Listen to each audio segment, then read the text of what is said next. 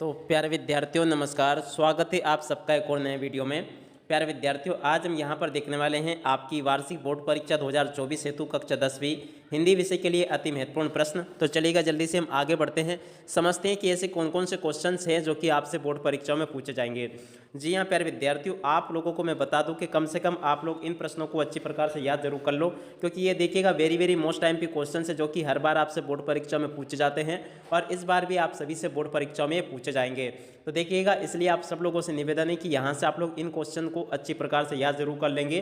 तो देखिएगा, कक्षा 10वीं के हिंदी विषय के लिए आज हम यहाँ पर वेरी मोस्ट टाइम पे क्वेश्चन और उनको देखने वाले हैं। तो चलिएगा जल्दी से हम आगे बढ़ते हैं, समझते हैं कि कौन कौन से क्वेश्चंस ऐसे हैं जो कि आप सबसे वार्षिक बोर्ड परीक्षा में पूछे जाएंगे। तो देखिएगा प्यारे विद्यार्थियों, सबसे पहले हम 2 अंक वाले क्वेश्चंस को देखेंगे जो कि आपसे वार्षिक बोर्ड परीक्षा में पूछे जाने वाले हैं। तो यहाँ से आप सब लोग इनको देखते चले। देखो, पहला क्वेश्चन लिखा है भक्तिकाल की कोई 2 विशेषताएं। उसके बाद में देखो, प्रयोगवाद की कोई 2 विशेषताएं। मृग तृष्णा किसे कहते हैं, कविता में इसका प्रयोग किस अर्थ में हुआ है। फागुन में ऐसा क्या होता है जो बाकी ऋतुओं से भिन्न होता है। इसके बाद में महाकवि सूरदास के काव्य की काव्यगत विशेषताएं। जयशंकर प्रसाद के काव्य की काव्यगत विशेषता आपको बतानी है। उसके बाद में देखो, अगला क्वेश्चन लिखा है मन्नू भंडारी के पिता ने रसोई घर को भटियार खाना कहकर क्यों संबोधित किया।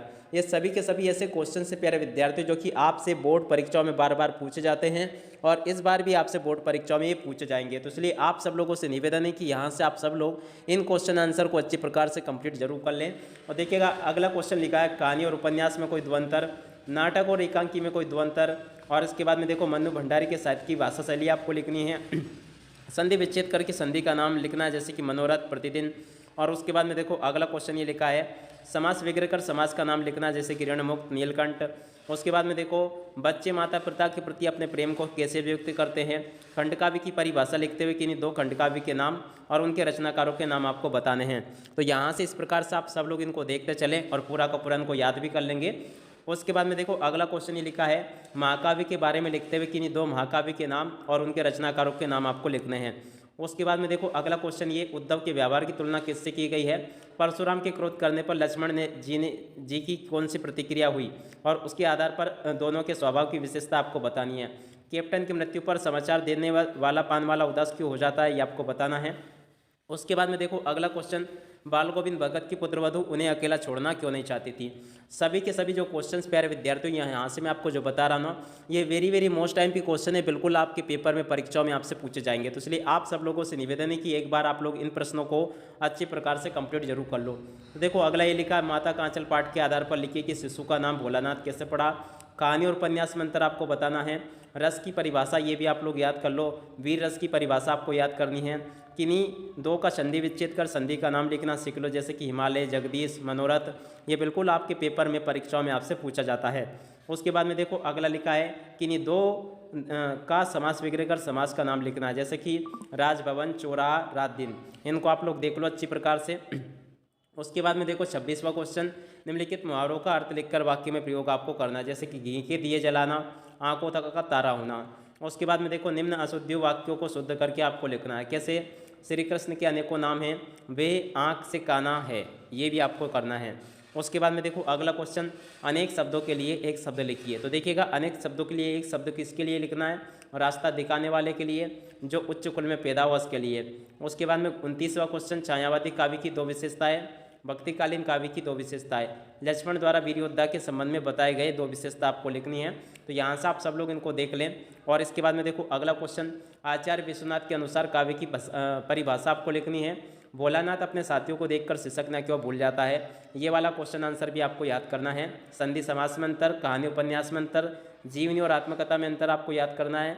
महाकाव्य और खंडकाव्य में अंतर आपसे पूछा जाएगा। नाटक और एकांकी में भी अंतर आपसे पूछा जाएगा। इसके अलावा आप छंदों की बात करें तो दोहा छंद की परिभाषा और चौपाई छंद की परिभाषा आपसे पूछी जाएगी। मानवीकरण अलंकार, पुनरुक्ति प्रकाश अलंकार, अतिशयोक्ति अलंकार और अन्योक्ति अलंकार, ये भी आपसे परीक्षाओं के पेपर में आपको देखने को मिलेंगे। तो यहाँ से आप सब लोग इनको देख लें और अच्छी प्रकार से इन प्रश्नों को याद भी कर लेंगे।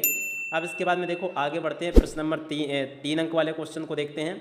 तो देखिएगा, 3 अंक वाले क्वेश्चन कौन कौन से होंगे, जैसे कि वाच्य की परिभाषा एवं वाच्य के प्रकार। ये वाच्य, वैसे ये वाक्य नहीं है, ठीक है ना, वाच्य। और उसके बाद में अगला कोविड-19 अथवा पर्यावरण सुरक्षा विषय पर संवाद आपको लिखना है। नेताजी का चश्मा पाठ का उद्देश्य लिखना है। लोकोक्ति का अर्थ एवं परिभाषा बतानी है। मेरे जीवन का उद्देश्य विषय पर अनुच्छेद आपको लिखना है। परीक्षा की तैयारी पर दो मित्रों के बीच होने वाले संवाद को आपको लिखना है। तो यहाँ से आप सब लोग इन प्रश्नों को देख लो। और उसके बाद में देखो अगला क्वेश्चन, 4 अंक के क्वेश्चन अब यहाँ से हम देखेंगे। तो देखो सबसे पहले आपको क्या करना है, संदर्भ प्रसंग से जो व्याख्या है ना आपको इन पाठों की देख लेनी है। कौन कौन से पाठों की? ऊदो तुम हो अतु बड़े भागी, राम लक्ष्मण परशुराम संवाद, और इसके बाद में नेताजी का चश्मा गद्यांश के लिए, और बाल गोविंद भगत। तो इनके लिए यहाँ से आप लोग देख लें। उसके बाद में देखो सूरदास का जीवन परिचय आपको देखना है।